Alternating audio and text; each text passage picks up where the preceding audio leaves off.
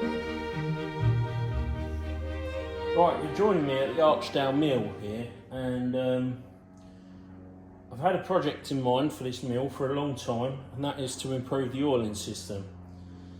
The oiling system at the minute is with grease nipples or oil nipples, and that's fine, and the grease nipples do the vertical slide, so the Z-axis, and they do all the hand wheels, and we can oil the screw for the table via these grease nipples. But for the actual table ways and saddle ways, or knee ways, it uses a wick oiler, and the wicks are long been destroyed and they don't work particularly well anyway. Now, I don't know, I've never had the table off of this machine. I've had the gibs out, cleaned them, and they were filthy. And that improved things somewhat, but there's still no good way of getting oil into the ways of this table that I can see. Even when I fill that oil pot up, I've put a new wick in, we've tried that, that doesn't work. What I do now is I just pump oil down the hole for where the wick was, and it doesn't work great. And the table can get difficult to move. Now, I think the table does need cleaning, but that sort of brings us back around to sorting out the oil system. Now, some time ago, we pulled this off of a machine. This was off a Kingsland Metalworker, and I saw that it said Teclamit. So now, they're a good brand of English-made things. I didn't realise they were actually the maker or the proprietor of the Bijur oiling systems that you can still buy now. This one's a made in England one. As you can see, it takes a fair bit of oil. It's a really nice design, and as you can see, it still works. That was WD-40 in there, by the way. We also managed to rescue a manifold. So this is a 7-way manifold, this one. It's filthy at the minute. Obviously, you can see the original hoses have gone a bit brittle. But I'm hoping that I can get new hoses and new metering valves, and we can basically hook this up on the main column of the mill and run the hoses to where we need to. Now, it's not going to be as pretty as a Bridgeport system, because the oiling points are all over this machine, and we will need to add some nipples or connections for these 1/8 BSP or whatever they are fittings over where the oiler is, and I'll show you that in a minute. So it's not going to be a pretty install because of the layout of this much older machine, but it's going to save me a lot of work, and also it's going to make sure the oil is distributed to the machine a lot more regularly and a lot better. So I'm going to chuck this in the ultrasonic. I've just cleaned this off with a brush. I'll chuck a picture in of what that looked like. You couldn't even see the label. I didn't know it was a Bijur, whatever the pronunciation is. We're going to chuck this manifold in the ultrasonic, clean that. We just cleaned this with a brush to not take the original wrinkle paint off.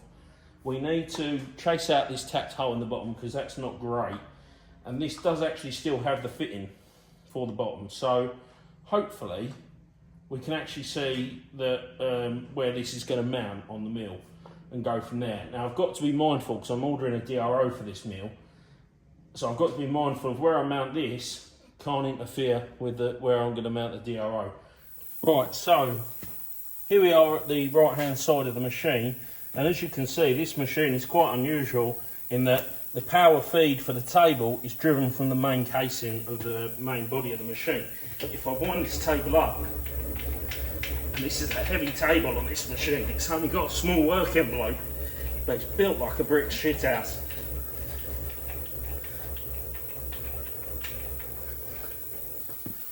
You can probably see now all this gubbin's here, and as you wind the table back towards you, there's actually an extending rod underneath this cover here, a spline rod, and that transmits the table feed up to the gearbox, which is here, and that then powers the table left and right.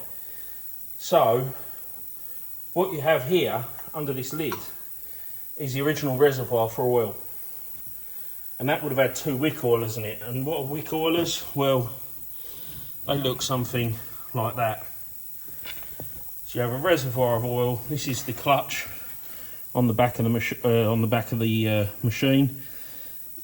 You fill that with oil. Oil wick goes up the wick and down into the thing that actually needs topping up. Now we've removed the wicks again here because the wicks just weren't getting oil up to the ways. What I now do is with the oil pump oil down these holes. I have no idea where it goes. I don't see how the oil goes down and back up unless under pressure. So wick oilers are never going to do a brilliant job. There's also this oil reservoir here, and that's meant to have a wick that oils that spline drive. The gearbox down here is an oil bath. That should have a plug. That's actually gone missing. A grommet sort of plug on top of that, and you can just top that up as and when you need to. So what we'll do is we'll take this cover off, we'll take this off, and then we're going to gain a bit of room here. So it might be possible to mount something down here or on the side of this casing here for the oil pump, and then just run our leads over the other side of the saddle. There it is. Oh, that's nice and free. That makes a change. 7/16. It could be BSF, I guess. That's BSF. It's an Archdale mill. The plaque on the side says sole agents Alfred Herbert. So Herbert's probably made this mill under one of their brands, because Herberts were at one point, I think, the largest machine tool manufacturer in the UK, and they made all sorts of different brands, common brands of machine, but they also sold machines as well, and they done servicing. They were a one-stop shop.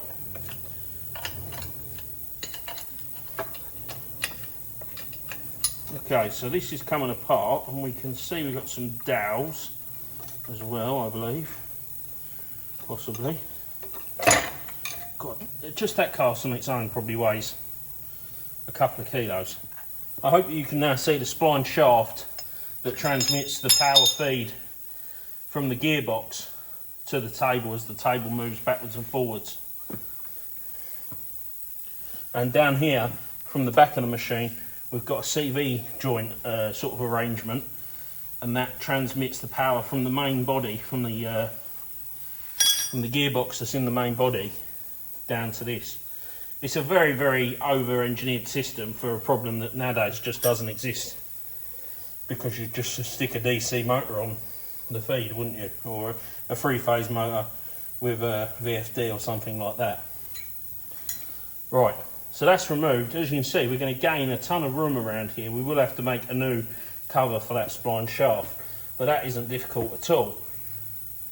I do feel like the oil pump would be best situated somewhere around here, because it's not going to interfere with very much.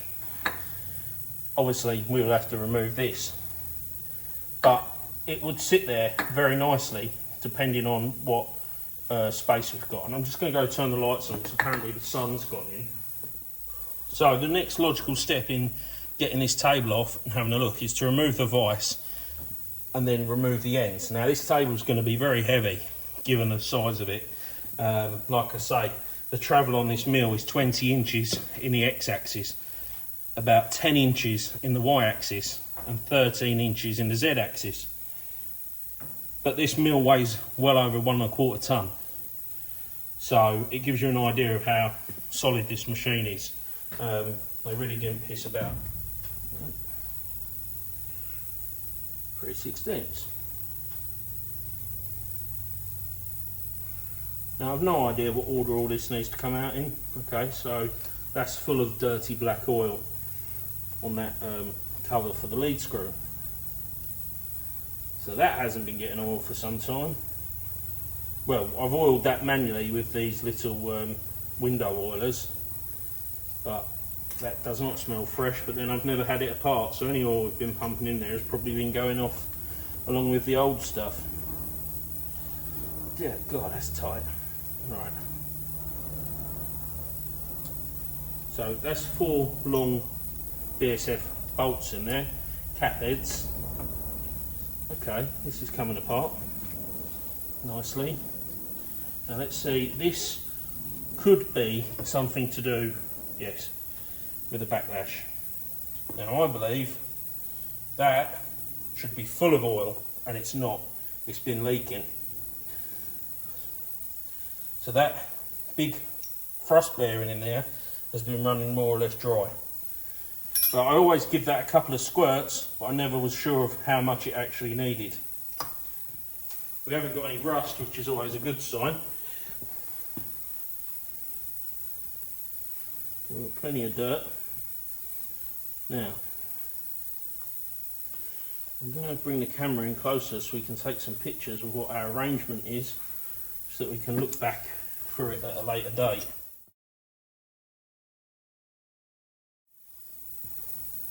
Continuing on, it's clear we're going to need a C-spanner. So let's grab one of them. And that would be too big, let's say 58. This might work. That'll probably do the job. Now, it looks, yes we do, we appear to have a cross pin, which is strange. So maybe this isn't as adjustable as you would think. Let's try knocking that pin through. Okay, so we're going to try knocking this taper pin out.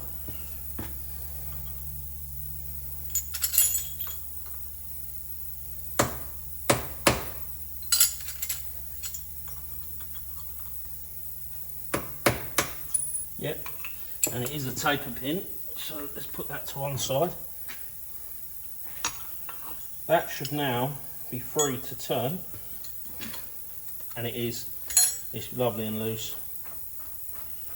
Okay, so that is our lock nut, and it's quite clear what way that goes because there's a ring worn around the outside of it. Okay, so that can be cleaned. That's a thrust bearing, and that's a Hoffman altogether stacked. It's probably 9/16 of an inch to 5/8 of an inch. That leaves us with a bronze piece here. Now that doesn't want to move, so I think the bronze piece is part of the lead screw carrier that is bolted onto the end of the table. So that should come off next. Again, it's Whitworth and it's bloody tight. Okay, so they are 1.5 inch long BSF, and we've got this cap head here, which looks to be 5/16 or 3/8. It is. Now I don't know why two bolts plus a cap head, but there's 2 on the outside and 1 in the middle, so they must have thought this needed 3.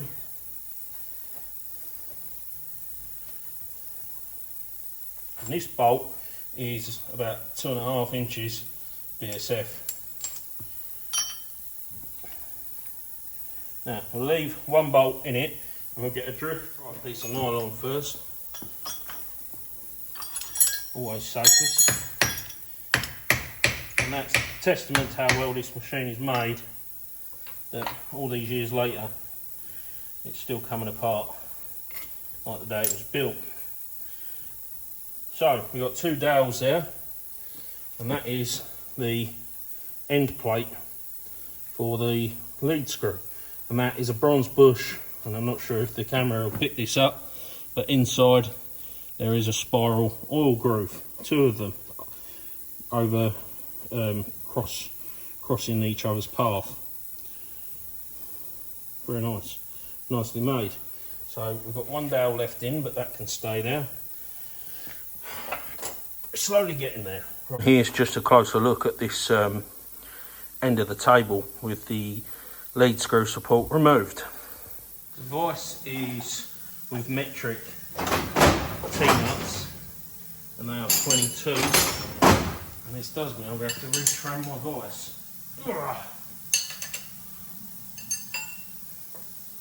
Remove the oil pump. I'll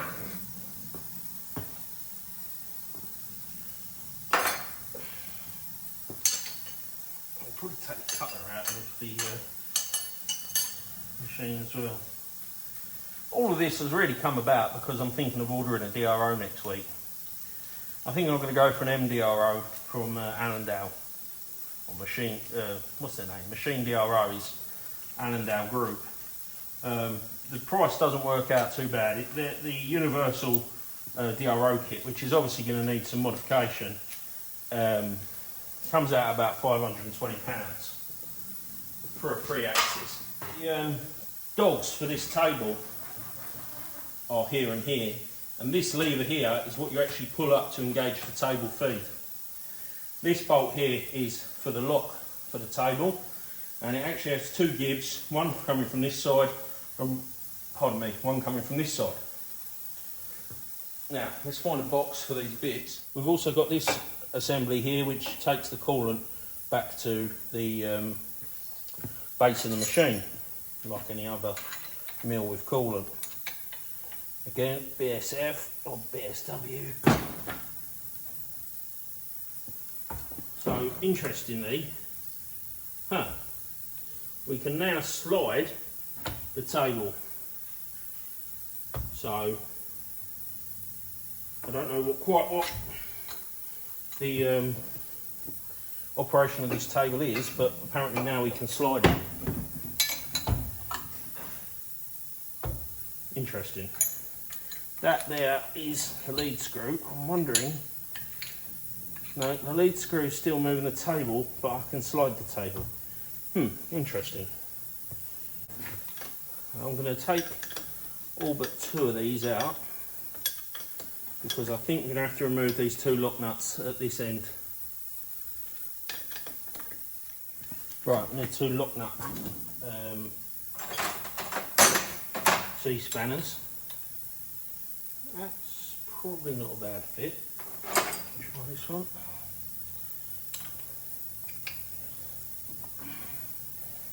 There we go. That was 40 to 42, or 1.5 inches one was. Okay, so that's quite a fine thread for them. And they need to go in ultrasonic because they are full of chips. So we're going to dump them in now. We'll have a look how that manifold's getting on. So that, like that. And a washer.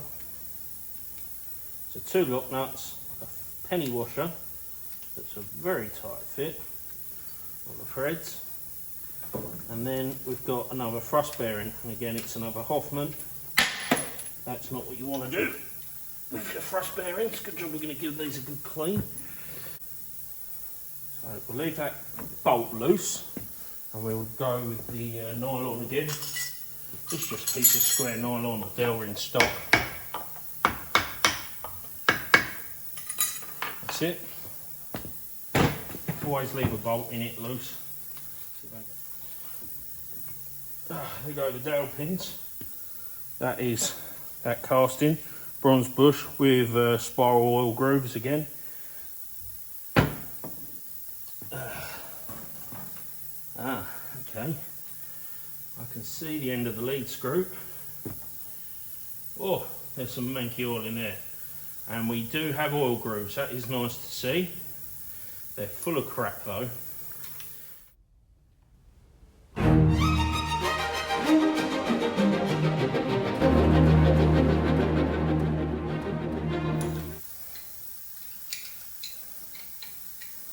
The dogs there actually trip the feed and provide a positive stop at the end of the table travels.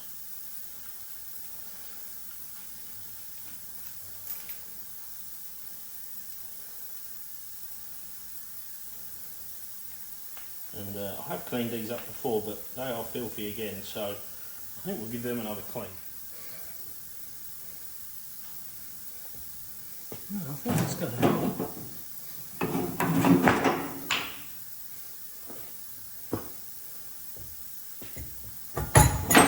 there we go.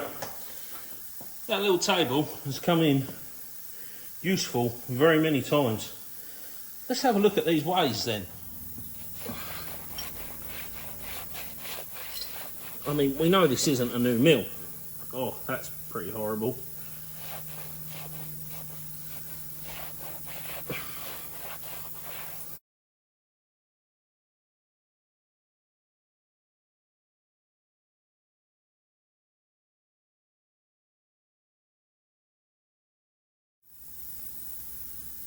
It's beautifully made, this machine, it really is.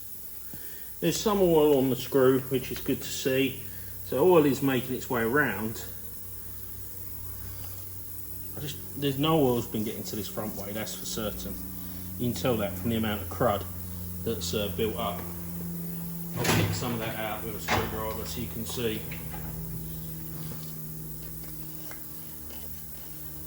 There is a lot of dirt in there and not a lot of evidence of oil. I mean, there's some oil in here that's probably as old as the machine. It's turned into completely new organisms. Let's go and get the vacuum pump.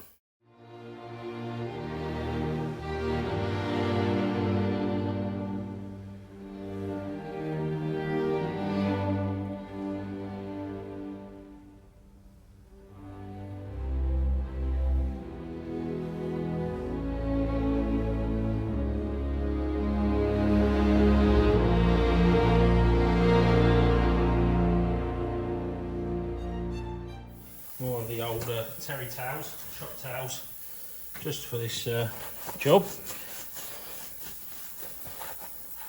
I do need to go out and buy some more WD-40.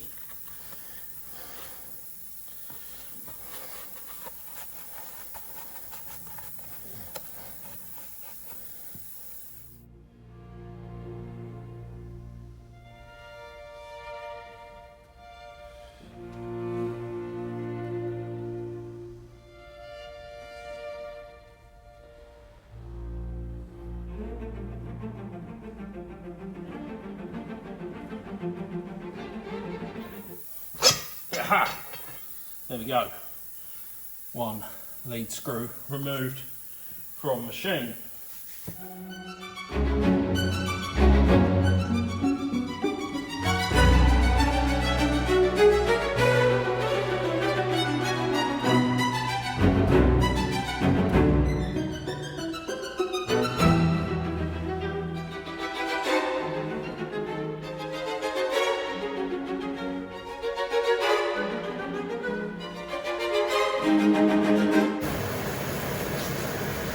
I guess it could be some old corrosion if this mill was used with coolant.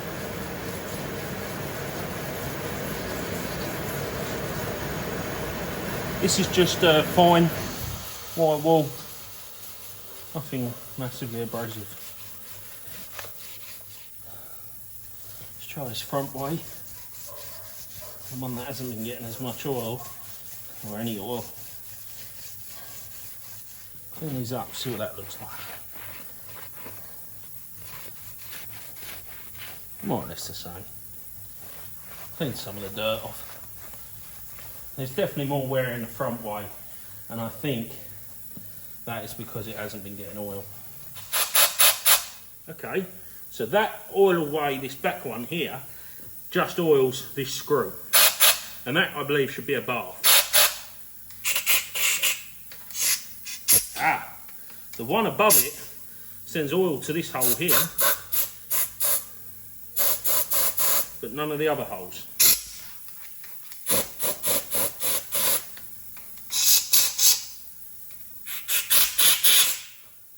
So how on earth? Okay, that's blocked. This one up here is definitely blocked. Ah, no. This back one here oils this gear directly. I think I can see some. Yeah, there's air coming out next to this bronze gear. You're not going to be able to hear anything. There's oil coming out of this bronze gear, so that's why that bronze gear is in good condition. Now, I'm happy to say that this table, the actual top portion of this table, is in really good condition. You can still see the grinding marks up to about here, and then there is an area of wear, and then the grinding marks are beginning again. So the wear on this table is limited to the centre section. It's looking pretty good. That only leaves the knee, because as you can see, I've blown some air through these oilers. And from the back, there's two oilers. One oiler goes straight to this gear. The other one comes up this hole here. It doesn't go to any of these. What this relies on, this system, is the oil comes up this hole, goes down the grooves, and then down the other holes, and then the action of the table pressing down on the holes. Because this oil wasn't pumped, you know, it was just by gravity, by wick. It relied on the oil coming down here through this tube and back up these holes. But only, again, one of the holes. The other three holes go down to the knee. So this is why the knee has always struggled for oil on this machine. I have to pour oil on here and work the knee backwards and forwards, and there's no wipers to carry the oil. So it gets very stiff when you're running this mill. And I think we can rectify this quite well. Drill through to these oilers. But if we could maybe tee into this here and run a pipe out of the table, then we'd be in a really good position to oil this mill properly. I've got a bit of hope for this machine now. So this is the block that I have, the manifold block as it were, with a few metering valves. They have different letters on them, I don't know what they correlate to. So we do need to get ourselves some of this tubing and then some fittings that we can fit to the saddle, and to replace some of these existing oilers, which I presume will be BSP. We'll have to check that on Monday. No point ordering something now on the bank holiday weekend. I've blown the nut through, so one of these oil holes, this one, actually goes down to the nut. So everything should be oiled, but because of the grime and the fact that there was no pressure, it hasn't been oiled. I did stone very lightly the ways, and it has cleaned up some of them marks. Not a lot, but a little bit. There's actually no real scoring. That there is, you can't really even feel that with your finger. It looks like scoring. That is probably the only bit of scoring on the entire thing. But I think once we get the oil set up, it should slide a hell of a lot smoother.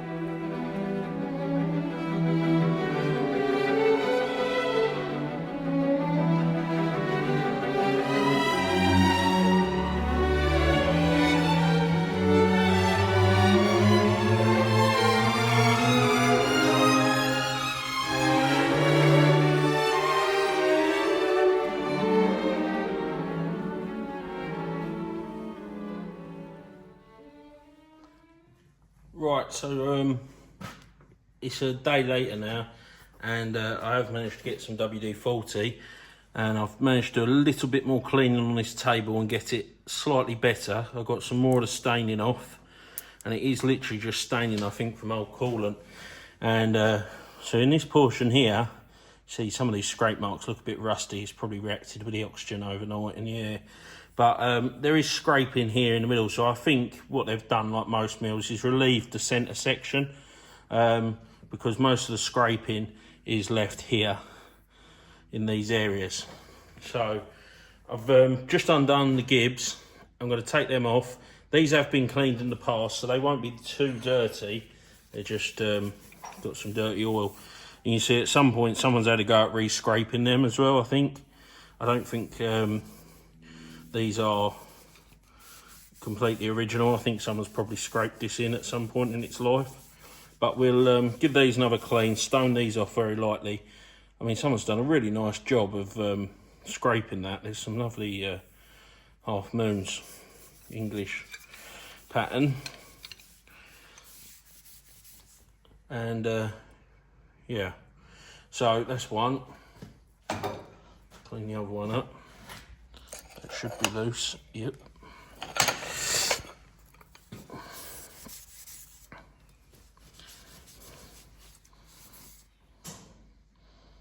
So a bit of wear in them, but as to be expected, really. Not major wear, just worn at the ends. Probably moved over time. Anyways, so that didn't take a lot of cleaning of them, as we'd expect, because they were cleaned in the past. So now we need to get this way under here. Yeah, it's pretty grimy still. I've put some more WD-40 down all of the oiling holes, so hopefully that is now well on its way to soaking any crud out of there. And I will get some pipe cleaners down the holes. It won't be today. This will probably be on the next video because I'm running out of time today. So this is a Norton slipstone, really fine. So just get a little bit of WD just to lubricate it.